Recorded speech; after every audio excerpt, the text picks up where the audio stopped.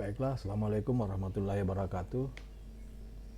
Saya akan menjelaskan um, mata kuliah hari ini adalah pengantar ilmu dan teknologi kelautan yang berisi kontrak perkuliahan, kemudian definisi teknik dan teknologi kelautan yang merupakan modul 1. Ini alamat email. Kontrak perkuliahan. Nama mata kuliah ini adalah pengantar ilmu dan teknologi kelautan.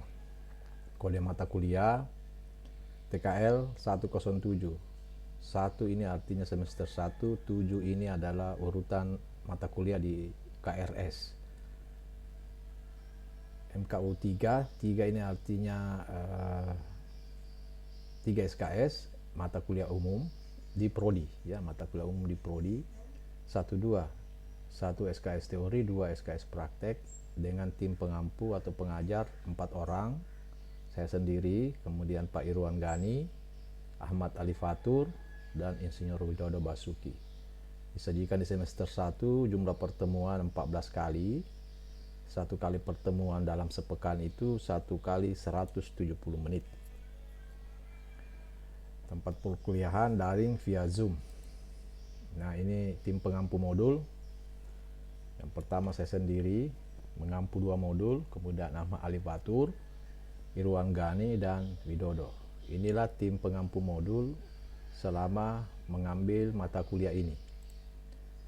Manfaat mata kuliah: mahasiswa mampu mengembangkan potensi diri dalam mendeskripsikan definisi teknik kelautan dan teknologi kelautan, jenis-jenis bangunan lepas pantai, hidrodinamika lepas pantai, perancangan produksi bangunan lepas pantai, energi dan lingkungan laut, teknik pantai dan pelabuhan laut.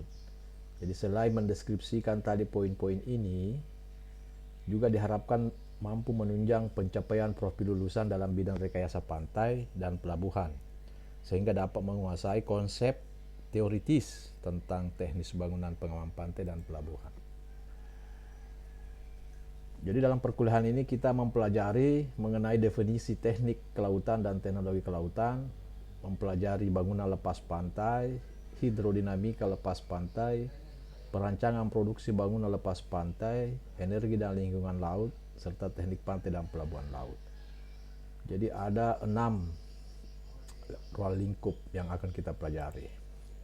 Capaian pembelajarannya, jadi capaian pembelajaran mata kuliah adalah mendefinisikan teknik kelautan dan teknologi kelautan, ya, mendeskripsikan atau menjelaskan bangunan lepas pantai, hidrodinamika lepas pantai, perancangan produksi bangunan lepas pantai, energi dan lingkungan laut, serta menjelaskan teknik pantai dan pelabuhan laut.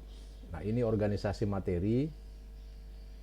Jadi bahan MIT itu terdiri dari 3 modul.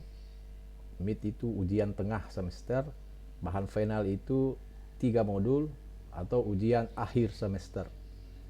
Nah, inilah kotak yang di atas ini 3 modul, terdiri dari definisi teknik dan teknologi kelautan, bangunan lepas pantai, kemudian hidrodinamika lepas pantai. Ini menjadi materi atau bahan untuk MIT. Yang 3 di bawah ini adalah bahan untuk final atau ujian akhir semester. 3 modul. Yang pertama perancangan produksi bangunan lepas pantai, kemudian energi dan lingkungan laut, ya, kemudian yang terakhir teknik pantai dan pelabuhan laut.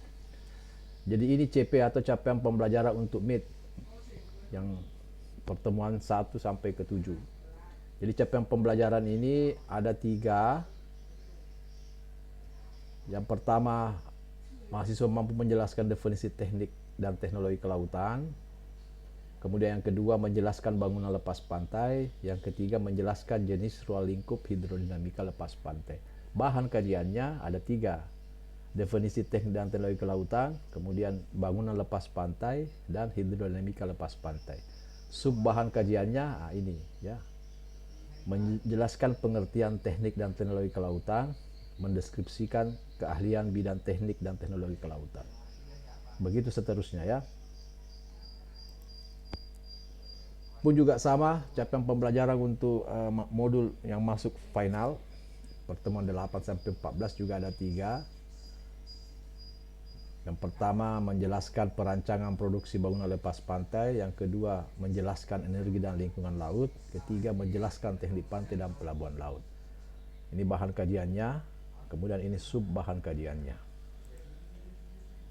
Jadi CP praktik, capaian pembelajaran praktik ini mampu mendefinisikan ya teknik dan teknologi kelautan, mampu menjelaskan bangunan lepas pantai ya. Ini mendeskripsikan ya, jadi ini sub bahan kajian. Ini juga sama. Nah, strategi perkuliahan itu terdiri dari 3 bagian. Yang pertama kegiatan pendahuluan, kemudian yang kedua kegiatan inti, yang ketiga kegiatan penutup. Jadi kegiatan pendahuluan itu berisi informasi komprehensif atau menyeluruh tentang rencana pembelajaran serta tahap pelaksanaannya. Kemudian informasi hasil asesmen atau penilaian dan umpan balik proses pembelajaran sebelumnya.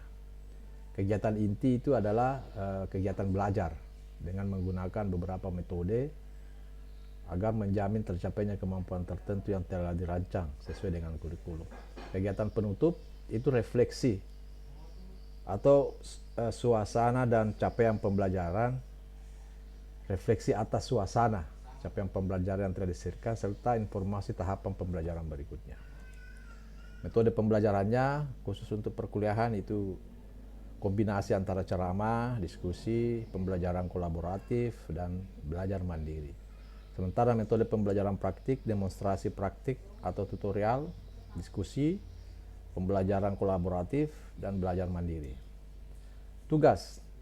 Jadi tugas terdiri dari tugas individu atau tugas kelompok yang harus dikerjakan antara lain tugas mandiri, tugas kelompok, dan tugas akhir. Kriteria penilaian, ya, jadi kita menggunakan istilah nilai mutu, nilai huruf mutu, dan nilai angka, ya, dan sebutannya. Jadi kalau skala nilai kita, nilai akhir ya dari seluruh modul, rekap modul, berkisar 80 sampai 100 itu dapat nilai A, dikonversi ke angka mutu itu 4 dengan sebutan sangat istimewa. Dan begitu seterusnya berlaku kelipatannya ya. Skala nilai ini kalau di 75 atau di atas 75 sampai 79 itu nilainya A-.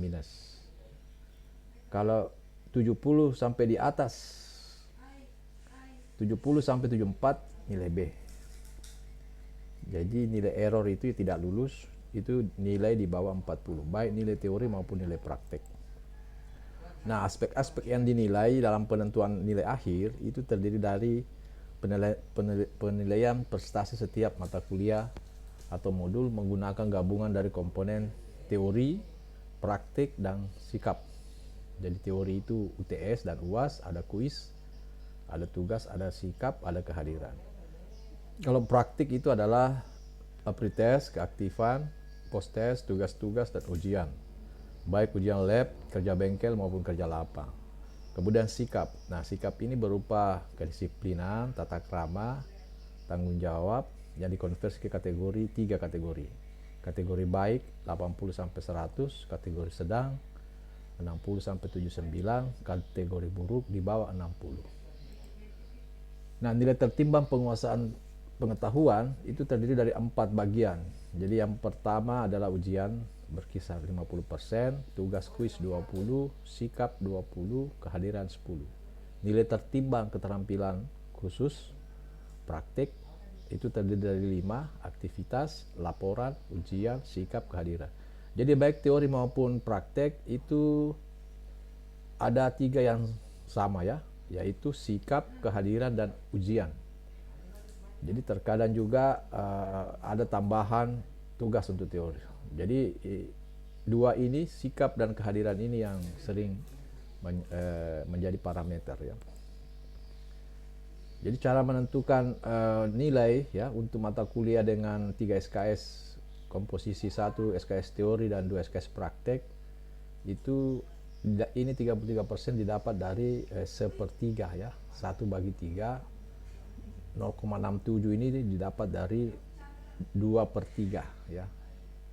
Jadi 1/3 didapat mendapatkan 33% teori, dan 2/3 didapatkan 67% atau 0,6 nilai praktik. Ya, jadi artinya ini nilai praktik lebih besar daripada nilai teori. Sehingga nilai teori tadi itu kalau kita sudah dapat itu dikalikan 33%, kemudian nilai praktek terdiri dari 3 jenis nilai praktek: laboratorium, kerja lapang, kerja wisata. Jadi ada beberapa modul itu yang hanya satu atau bisa lebih dari satu, ya. Ada laboratoriumnya, ada kerja lapangnya, ada kerja wisatanya. Jadi ini jenis praktik yang dilakukan di beberapa modul atau mata kuliah. Nah, ini topik bahasannya, ya, pengertian teknik kelautan. Kemudian setelah selesai pertemuan ini, ya, kita ujian tengah semester. Definisi teknik kelautan. Dari bahasa Inggris itu ocean engineering, ya, atau marine engineering adalah cabang ilmu teknik atau rekayasa yang mempelajari bangunan dan struktur yang berhubungan dengan laut. Teknik kelautan itu perkembangan dari teknik sipil yang dikhususkan untuk mempelajari struktur-struktur yang berada di daerah garis pantai, coastline, atau maupun daerah lepas pantai, termasuk juga anjungan lepas pantai. Selain mempelajari struktur kelautan, juga sebuah ilmu keteknikan yang mengaplikasikan. Nah, ini ilmu teknik mesin, teknik elektro, teknik listrik dalam mengembangkan, membangun, mengoperasikan, ya, kendaraan air. Ilmu yang dipelajari dalam teknik kelautan sangat dekat dengan teknik sipil.